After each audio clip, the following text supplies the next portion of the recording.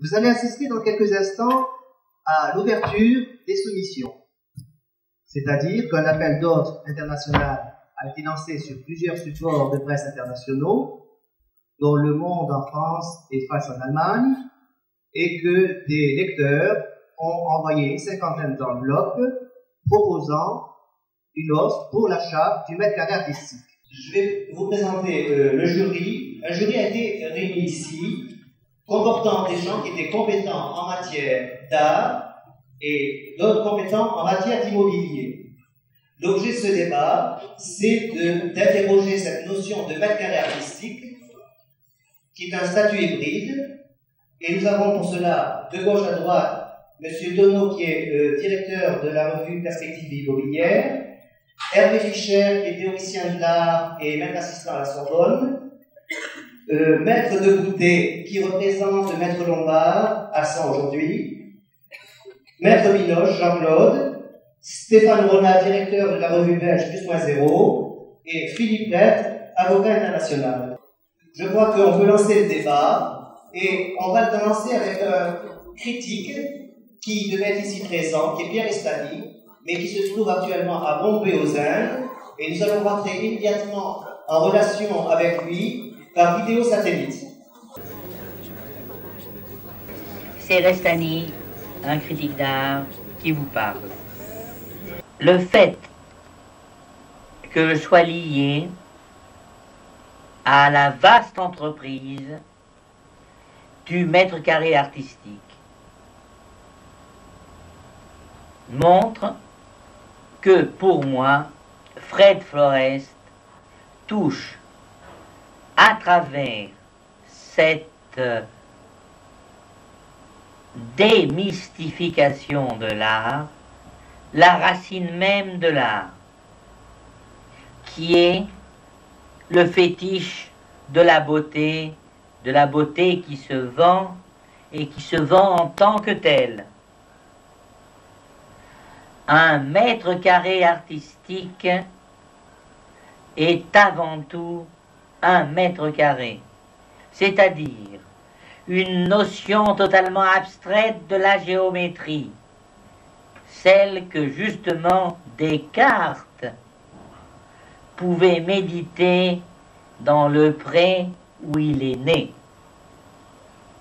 Et justement, la référence à la donnée la plus simple et fondamentale de la géométrie, c'est-à-dire le mètre carré, vous donne à réfléchir sur ce que l'art en tant que tel peut susciter comme phénomène de compréhension, de compromission, de complicité, de plaisir, de bonheur et de supplément d'âme, parce que je n'hésite pas à dire que dans ce mètre carré d'artistique, il y a aussi le supplément d'âme, et c'est ce qui donne à toute la démarche de Fred Forrest sa valeur sociologique, humaine et poétique. En 1977, Fred Forrest conçoit le projet du mètre carré artistique qui l'amène dans les formes légales à la création d'une société civile immobilière dite du mètre carré artistique. Son projet consiste à réaliser un événement médiatique visant à dénoncer la spéculation en faisant l'amalgame entre la spéculation dans l'immobilier avec celle de l'art. Après avoir fait l'acquisition d'un terrain de 20 mètres carrés à un agriculteur près d'Annemasse à la frontière suisse, il fait inscrire au cadastre ces mètres carrés dont la société qu'il a créée à fonction de commercialisation. Il publie en France, Le Monde, et en Allemagne, Die Zeit, une série d'annonces qui sont autant de provocations, où il propose à l'espace Pierre Cardin la première vente de mètres carrés artistiques sous le marteau de maître Jean-Claude Binoche. La vente du mètre carré artistique étant interdite par le procureur de la République, Fred Forrest, comme parade de dernière minute, lui substitue le mètre carré non artistique en présence de Pierre Restany, complice de toujours avec lequel il effectue la conférence de presse. Après la vente, une large médiatisation nationale accompagne l'événement qui engage et conduit Fred Forrest à créer dans l'Oise, à Ancerville à 50 km au nord de Paris, le territoire du mètre carré, une surface composée de 1000 mètres carrés. Tracés au sol et de bâtiments clos de murs, ce lieu déclaré indépendant par le gérant artiste est censé représenter le siège d'un gouvernement autonome au sein de la France. Les bâtiments sont composés de plusieurs salles équipées d'installations diverses, nécessaires au bon fonctionnement d'un État et à l'exercice de son pouvoir.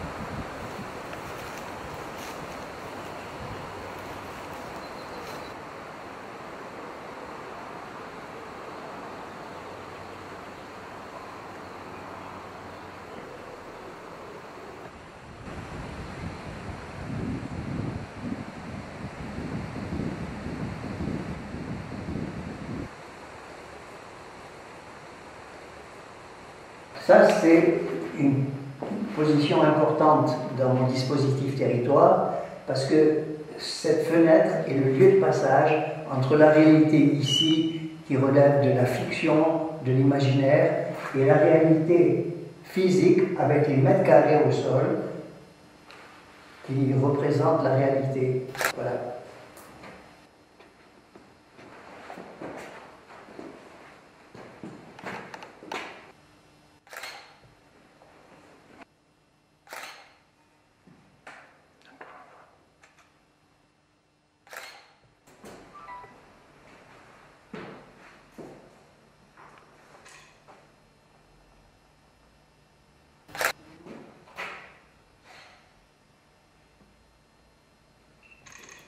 La détention d'un titre de propriété nominatif du mètre carré et d'un diplôme de citoyen permet à tout chacun d'entrer dans le réseau social créé par l'artiste, qui anticipe ainsi dès 1978 sur ce que permet de nos jours, 40 années plus tard, Internet et le développement du Web 2.0.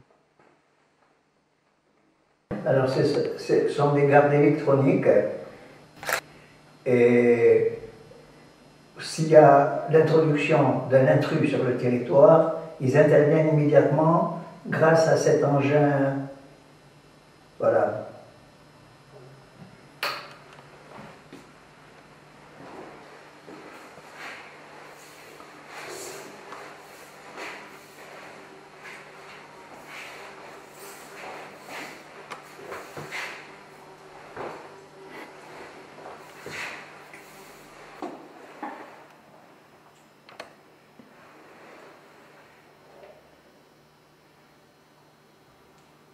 Donc vous voyez, tous ces pays-là, tous ces continents, sont couverts à 7 heures par le Soleil.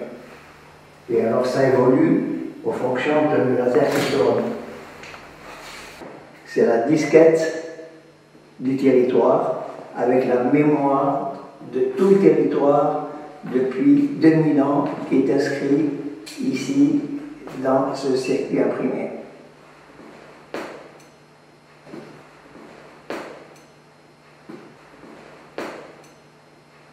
Oui, et ça, c'est un système mécanique, électrique et sonore pour représenter le territoire.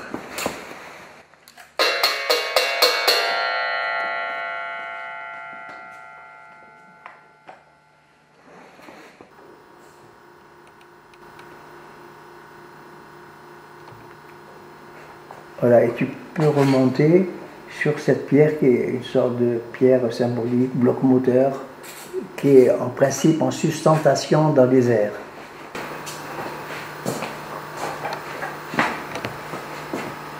C'est une surface peinte qui est destinée à recevoir des projections de films et de diapositives et qui change en forme et en couleur cette surface.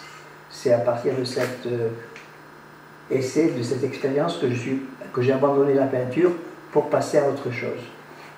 Territoire du mètre carré, ça c'est la parcelle numéro 1, la parcelle unique, et ça c'est le plan en Suisse où avait été acheté à un agriculteur, c'est 20 mètres carrés.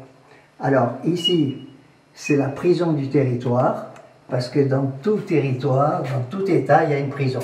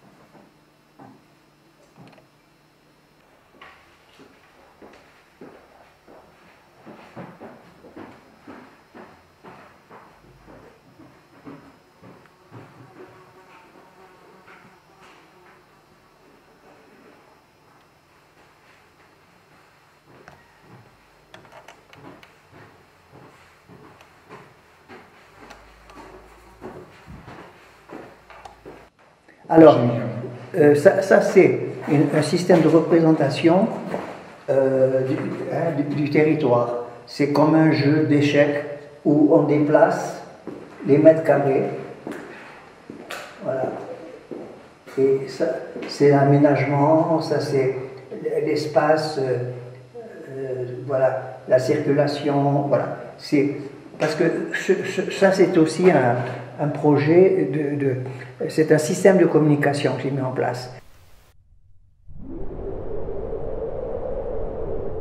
Le territoire a subi plusieurs évolutions. D'abord à Ancerville, il a été un territoire physique, installé sur un terrain physique où les parcelles étaient configurées.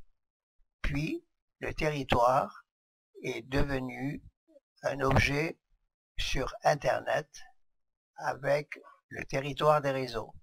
Et enfin, comme vous l'avez sous les yeux en ce moment, il est installé maintenant sur Second Life. Il se compose de 1000 parcelles au sol que vous pouvez voir. Et là, vous voyez deux avatars autres qui sont en visite également sur le territoire. Ces parcelles-là sont roses au milieu car elles constituent la mémoire du territoire et si vous cliquiez sur une de ces parcelles, vous avez une image et un texte qui apparaît.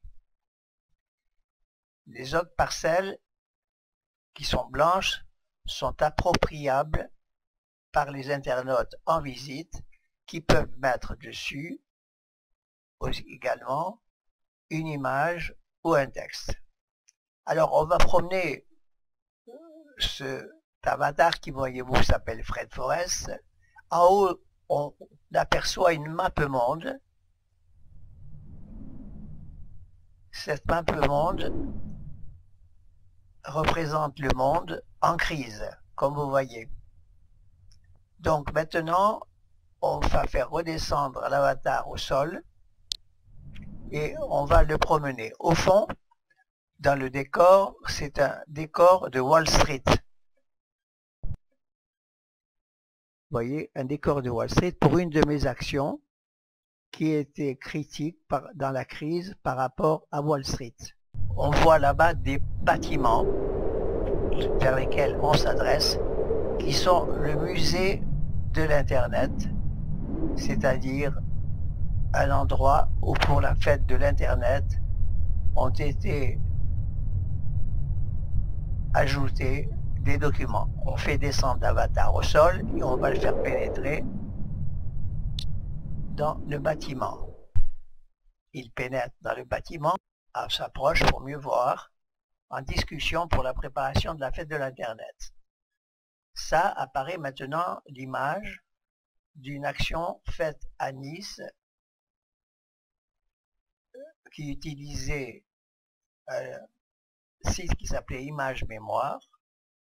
Et sur la droite là, vous avez la vente de parcelles réseau sous le marteau de Maître Cornette de Saint-Cyr.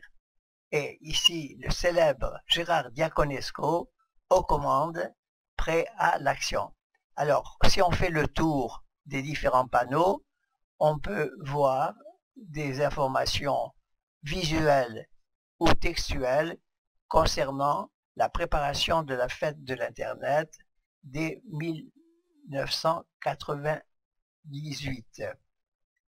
Alors, on va sortir maintenant de ce lieu. On peut monter pour le découvrir en l'air. De haut, on va voir les parcelles.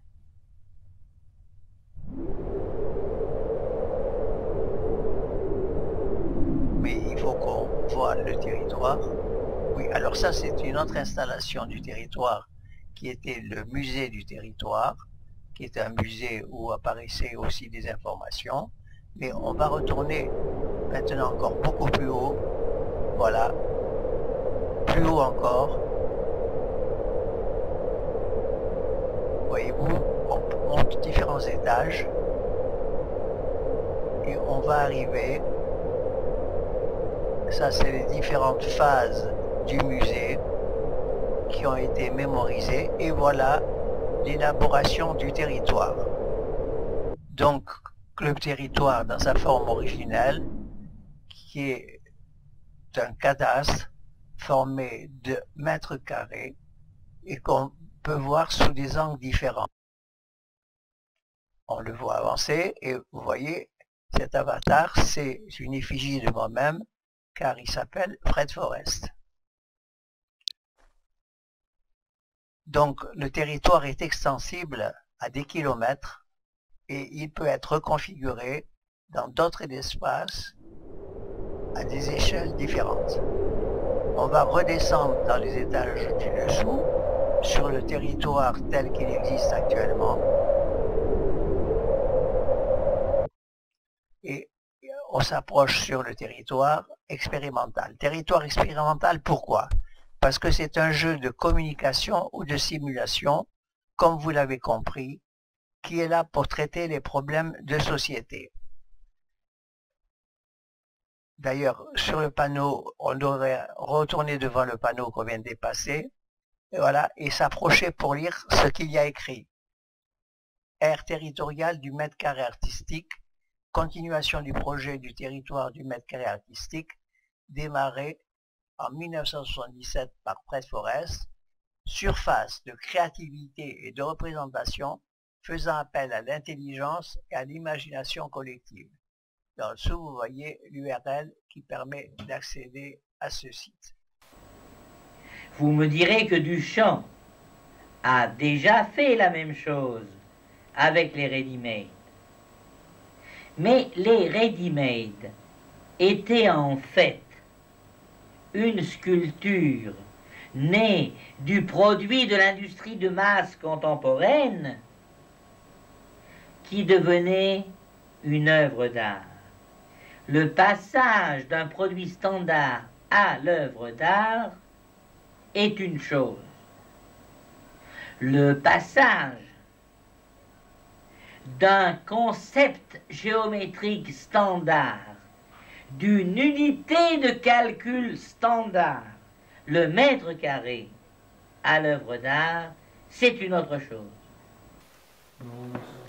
Avec le territoire du mètre carré, Fred Forrest a mis en place sur un mode ironique un outil participatif et critique visant à traiter des problèmes de société.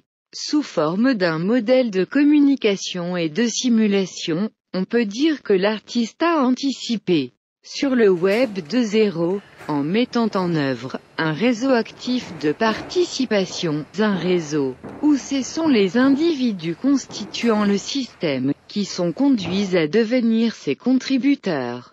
La relation homothétique qu'il réalise en l'occurrence entre la fiction et la réalité lui permet de questionner d'une façon critique et pertinente la seconde par la première.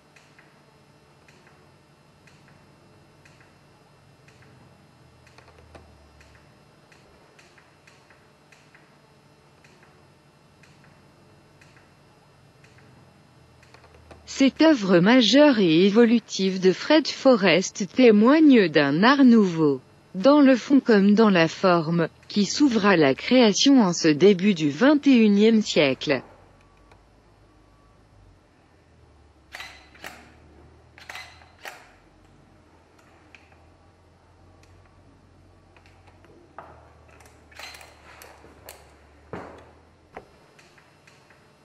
Vous venez de visualiser la vidéo « Le territoire de mètre carré artistique de Fred Forrest », avec la contribution de Ivana Samandova, Borian Zarevski, la participation anticipative de Pierre Restani et ma voix, synthétisée par les moyens numériques qui me sont propres.